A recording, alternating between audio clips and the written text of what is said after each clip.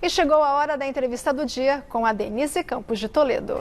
E nós vamos falar agora das expectativas quanto à evolução dos juros básicos depois da reunião de ontem do Copom, que mudou um pouco o recado em relação à política futura de juros, andamento da economia e o comportamento do mercado. Eu converso agora com o Pedro Paulo Silveira, que é economista-chefe da Nova Futura Investimentos. Pedro Paulo, boa noite. Boa noite, Denise. Obrigado pelo convite. Bem, ontem o Copom mudou um pouquinho o recado, né? Ele tirou aquela orientação para manutenção de juros muito baixos, o mercado até esperava isso, mas teve uma certa reação hoje, né?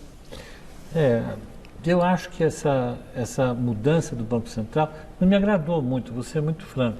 Existe uma regra clara do Banco Central para ele tomar a decisão, só que apesar de ser muito clara, ela dá espaço para o Banco Central interpretar a regra e utilizá-la da maneira como ele bem entender. É mais ou menos como o juiz das cortes dentro da lei. Então, o Banco Central já havia sinalizado que ia manter a taxa de juros muito baixa durante muito tempo, e essa sinalização a gente chama de forward guidance, e isso havia ficado nos comunicados do Banco Central nas últimas reuniões. E agora ele retirou esse comunicado. E quando ele retira esse comunicado, ele passa a sensação clara de que ele pode subir a taxa de juros, inclusive na próxima reunião. O problema é que, apesar de nós termos um IGPM muito forte, que está reajustando aluguéis de maneira pouquíssimo patriótica, isso sim é pouco patriótico, de estar arrebentando com orçamentos familiares, de estar trazendo problemas, esse IGPM pode jogar a inflação de 2021 um pouco para cima. Mas apesar disso, o nível de ociosidade da economia, o desemprego e a falta de ocupação das indústrias e do comércio é muito grande. A economia vai crescer muito pouco e se a Covid-19 recrudescer, piorar, como parece que está piorando, isso deve se agravar ainda mais. Então, o Banco Central, na minha opinião, ele tomou uma atitude precipitada, ele seguiu uma pressão natural do mercado, o mercado estava pressionando muito para ele retirar isso e sinalizar o aumento da taxa de juros, porque o mercado interpreta que a taxa Selic está muito baixa, e com isso ele pode agregar um pouco de ruído na comunicação. Isso agora, não necessariamente vai ser na próxima reunião, ele vai avaliar o cenário a partir de agora, sem esse compromisso de manter os juros. Agora, eu queria comentar uma visão diferente que a gente tem de parte dos analistas do mercado, que atribuem a parte da pressão inflacionária ao fato de os juros estarem baixos, não é, desde o ano passado, porque quando caiu para o nível dos 2% ao ano, a projeção de inflação era abaixo do piso da meta, e de repente ficou acima de 4% o fechamento do IPCA. Então, no varejo também tem uma pressão, e que não seria compatível com esse quadro que nós temos de um desequilíbrio muito forte de contas públicas, o fator risco teria colaborado para a alta do dólar. Como é que você vê essa análise? Eu acho bacana, eu acho que todo mundo tem que se preocupar com bastante coisa. O Banco Central tem que se preocupar com duas coisas, com inflação e com o que a gente chama de ato do produto, né? Apesar da inflação ter subido bastante no ano passado, ter subido acima de 4,5%, que era a meta do Banco Central agora para 2021, o hiato do produto, que é outra parte da regra, está muito forte. A gente vai ter um desemprego muito elevado esse ano, a gente vai ter uma contração do PIB no primeiro trimestre. A maior parte desses críticos não leva em consideração que o PIB vai cair no primeiro trimestre desse ano, porque acreditam que o PIB vai subir. E é possível que, por conta da queda do PIB do primeiro trimestre, o segundo trimestre também caia. Então, a gente deve ter uma taxa de crescimento muito menor do que a taxa de crescimento que o mercado trabalha. Por isso é que eu digo, quando o mercado começar a verificar os dados, aí nesse momento contemporâneos, indicando o desemprego subindo, né, o nível de atividade caindo, as empresas fechando, eu acho que o mercado vai ficar olhando para trás e falar, ops, talvez a decisão tenha sido errada. E quando você acrescenta esse ruído na comunicação do Banco Central, você acrescenta risco e isso acaba influenciando ainda mais negativamente a atividade econômica. Agora, entra uma outra questão também que está sendo muito discutida, que é a possibilidade de volta de algum estímulo por parte do governo, especialmente auxílio emergencial, que não chegaria aos R$600, que depois se comprovou que foi acima do que seria necessário para dar o suporte financeiro, pelo menos temporariamente, enquanto se tenta reduzir os números da pandemia. Você acha que isso é viável ou deixaria o mercado estressado também pela questão fiscal? E não vou discutir se é viável ou não, porque o mercado não se preocupa se é viável ou não. Isso vai deixar o mercado estressado, com certeza. Porque o mercado trabalha com a hipótese de não haver nenhum tipo de espaço para estímulo fiscal, porque o déficit público está muito elevado, o endividamento no Brasil já é muito grande, então o Brasil nem estaria na categoria de países que podem dispor de ferramentas fiscais para compensar a perda de renda das pessoas por conta dessa crise. Então, o mercado não vai ver com bons olhos um programa de distribuição de renda nesse momento. Por mais limitado que ele seja, vai trazer para o mercado uma sensação de que o governo está cedendo a pressões populistas. O mercado, na minha opinião, é que talvez até esteja errado, mas o que importa é que isso vai fazer com que as taxas de juros mais longas subam, que o prêmio de risco país suba. Isso pode trazer um pouco de ruído nas próximas semanas. E aí vem mais pressão em cima do Banco Central por causa dos juros básicos também. Aí acontece exatamente isso. Como o Banco Central vai ver a taxa de câmbio subindo, ou seja, o dólar vai subir, e isso vai pressionar de novo a sensação de inflação que as pessoas têm, alguns preços vão subir, o Banco Central vai perder espaço, aí sim, né? Um espaço que ele precisa para ele fazer o papel dele, que é jogar o juro para baixo e estimular a economia na outra ponta. Então a gente vai ter um desafio enorme no primeiro trimestre desse ano, o Banco Central. Eu não queria estar no Banco Central para decidir a taxa de juros agora. Nem quem vai decidir também o auxílio emergencial. Agora a gente já vê declarações favoráveis dos principais concorrentes às eleições para a presidência da Câmara e também no Senado agora. Parece que está aberto espaço para o Congresso aprovar um auxílio. É um pouco natural, porque, veja, é legítimo discutir isso. É legítimo no sentido de que eles são representantes do povo, foram eleitos para isso e eles querem responder às demandas da população. E a população está sofrendo está sofrendo.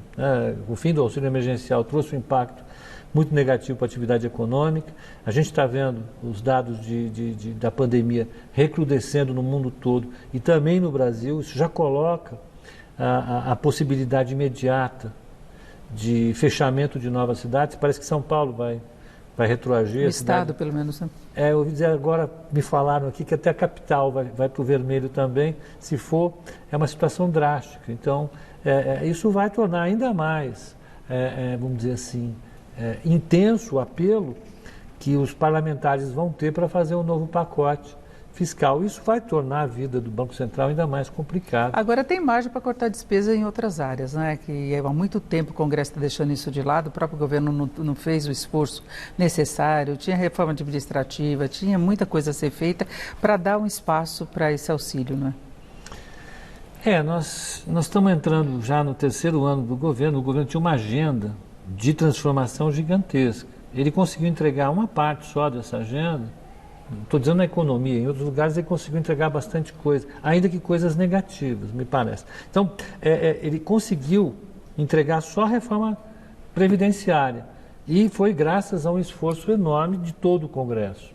Agora, ele precisaria entregar uma outra coisa, talvez uma privatização para dar espaço a tudo isso, talvez mas a reforma administrativa que eles têm sinalizado para a gente é uma reforma administrativa que tem pouco efeito prático, porque não traz a boa parte do que a gente precisa para a economia fiscal. E, por outro lado, a reforma tributária que eles têm é uma reforma tributária que, na cabeça do Paulo Guedes, vai tirar a desoneração de um lado, eliminando uma receita enorme da Previdência, criando um buraco gigantesco, que na cabeça dele vai ser coberto com a criação de uma CPMF.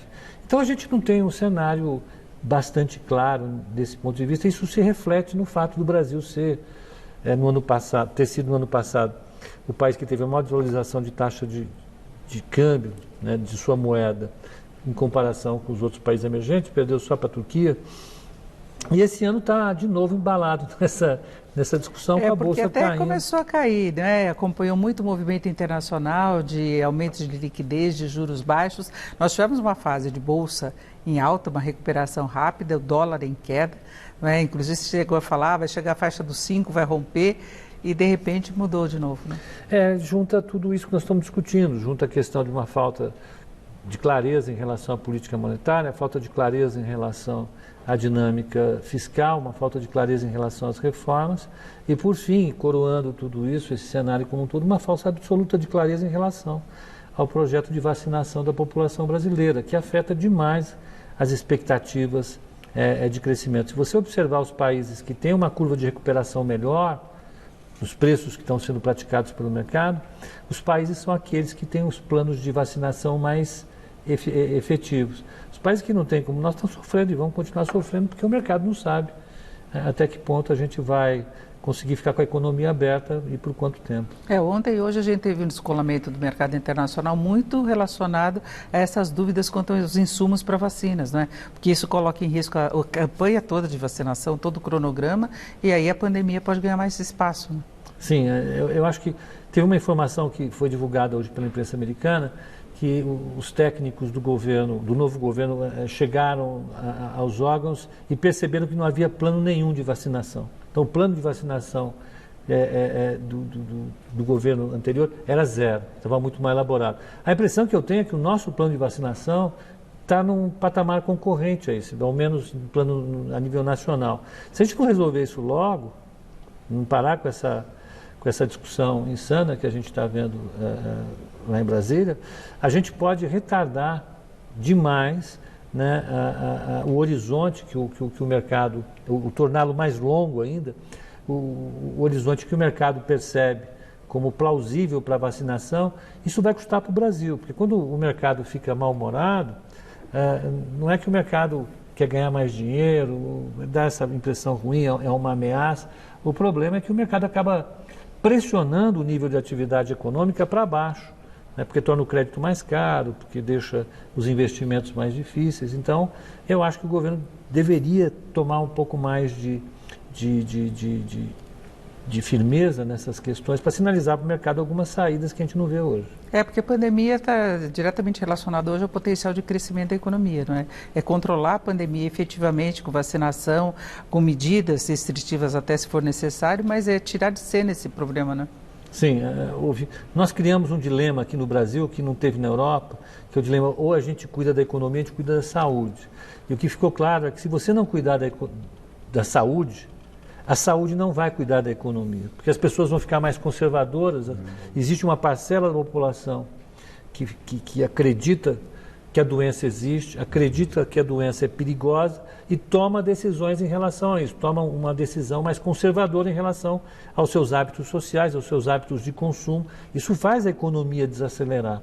Então, por mais que o governo queira incentivar a economia e dizer que não é para se preocupar tanto com a Covid-19, a parcela da população que se preocupa puxa a economia para trás novamente. Eu, infelizmente, sou um daqueles que fica com receio de ficar doente, me restringe as minhas atitudes sociais. E os números mostram que é isso, para se preocupar mesmo, né? Exatamente. Então é isso.